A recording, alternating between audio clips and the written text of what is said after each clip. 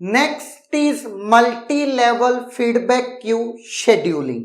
जैसा कि अभी हमने मल्टी लेवल क्यू शेड्यूलिंग में पढ़ा था कि लोअर प्रायोरिटी क्यू की प्रोसेसेस स्टार्व हो रही थी, क्योंकि एक भी प्रोसेस अगर किसी भी अपने प्रोसेस के नेचर के हिसाब से किसी क्यू में एंटर हो गई तो फिर क्यू से दूसरी क्यू में मूवमेंट पॉसिबल नहीं था। मतलब लोअर प्रायोरिटी क्यू की प्रोसेसेस कभी भी हायर प्रायोरिटी क्यू में जंप नहीं कर सकती थी। इसी चीज से बचने के लिए हम मल्टी लेवल फीडबैक क्यू लेकर आए, जिसमें सारी प्रोसेसेस सबसे हायर प्रायोरिटी क्यू में एंटर करेंगी।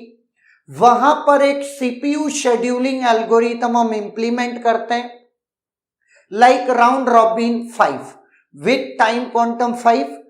अगर कोई भी process with in A 5 unit of time में कंप्लीट हो जाती है तो अच्छा, अगर नहीं होती है तो वो सारी की सारी प्रोसेसेस को हम राउंड रॉबिन दूसरी क्यू में एंटर करवा देंगे, जहां पर हम नेक्स्ट शेड्यूलिंग एल्गोरिथम चलाएंगे। वो round robin with time quantum 10 हो सकता है या कोई और दूसरी शेड्यूलिंग एल्गोरिथम भी हो सकती है। क्लियर है? और अगर वो उतने टाइम में भी कंप्लीट हो जाती हैं तो अच्छा, नहीं तो सबसे लोअर प्रायोरिटी क्यू में हम उसको पुट कर देंगे। वहां पर हम एफसीएफएस शेड्यूलिंग एल्गोरिथम चला करके कंप्लीट कर देंगे। एक बात जो सबसे ज्यादा ऑब्जर्व करने वाली है वो ये, सबसे लोएस्ट प्रायोरिटी क्यू में हम ऑलवेज एफसीएफएस यूज करते हैं, क्योंकि एफसीएफएस इस बात की गारंटी करता है कि एक प्रोसेस जो कि आई है तो उसको सीपीयू मिलेगा जरूर। ऐसा कभी नहीं होगा कि एक प्रोसेस स्टार्व हो जाए, है ना, विद इन ए क्यू, है ना, विद इन ए क्यू। लेकिन जब हायर प्रायोरिटी क्यू में कोई और प्रोसेसेस नहीं आ जाती हैं तो ये प्रायोरिटी की क्यूज की प्रोसेसेस प्रीएम्प्ट होकर फिर हायर प्रायोरिटी की प्रोसेस की तरफ हम बढ़ेंगे, और इस तरीके से सिस्टम बेस्ट आउटपुट प्रोवाइड करता है, जहां सिस्टम प्रोसेसेस, इंटरैक्टिव प्रोसेसेस और बैकग्राउंड प्रोसेसेस, तीनों ही टाइप की प्रोसेसेस को हम रेडी क्यू 1 में एंटर करते हैं।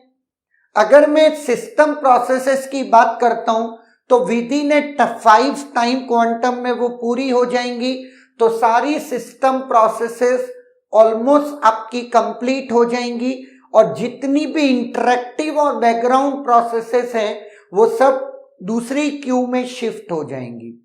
दूसरी क्यू में बैकग्राउंड प्रोसेसेस को भी टाइम मिलेगा और इंटरैक्टिव प्रोसेसेस जो कि फोरग्राउंड है उनको भी समय मिलेगा, टाइम 10 यूनिट। तो जितनी भी मैक्सिमम इंटरैक्टिव प्रोसेसेस हैं वो रेडी क्यू 2 में से कंप्लीट हो जाएंगी, और जितनी मैक्सिमम बैकग्राउंड प्रोसेसेस जो कि अपना सीपीयू बस बहुत बड़ा है वो सब मूव हो जाएंगी रेडी क्यू 3 में। वहां एक एक करके चलती जाएंगी, और जैसे ही रेडी क्यू 1 में कोई और प्रोसेस आती तो इनको प्रीएम्प्ट करके हम वहां पर चले जाएंगे, है ना। तो यहां पर मैं ये कह सकता हूं कि एक प्रोसेस एक क्यू से दूसरे क्यू में जंप हो रही है, या मैं ये भी कह सकता हूं कि लोअर प्रायोरिटी की क्यू में कोई प्रोसेस बहुत देर से वेट कर रही है अपने टर्न का, तो उसको इस जगह से दूसरी जगह पर भी हम हायर प्रायोरिटी क्यू में शिफ्ट कर सकते हैं।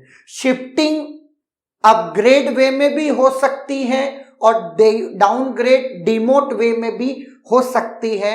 Higher to lower that is called demote, and lower to higher priority queue में जंपिंग करवाना दैट इज कॉल्ड अपग्रेडेशन, है ना।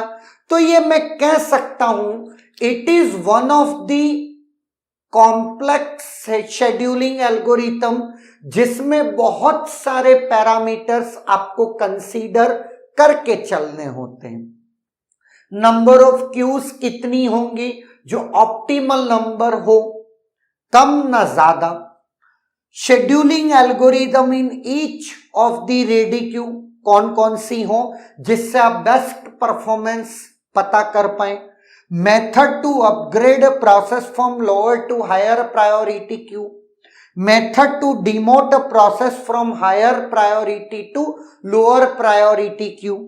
शेड्यूलिंग ऑफ क्यूज, क्योंकि दो और दो से ज्यादा क्यूज हैं, तो आपको क्यूज के बीच में भी तो आपको शेड्यूलिंग लगानी पड़ेगी ना।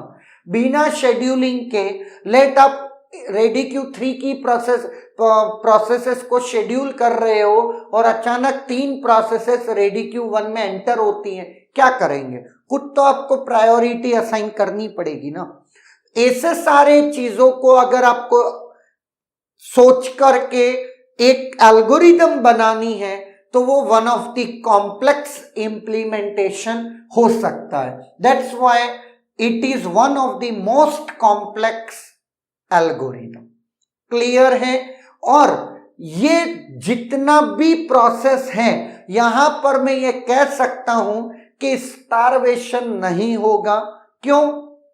क्योंकि बेस्ड ऑन सीपीयू बर्स्ट और वेटिंग आप एक क्यू से दूसरे क्यू में शिफ्टिंग कर रहे हैं, आप अपने एल्गोरिदम को उस वे में इंप्लीमेंट किए हैं। हाँ, मैं कह सकता हूं एक प्रकार से आप एजिंग दे रहे हैं। एजिंग आपको मैंने पहले ही बता दिया, डायनेमिकली प्रायोरिटी को इंक्रीज करना।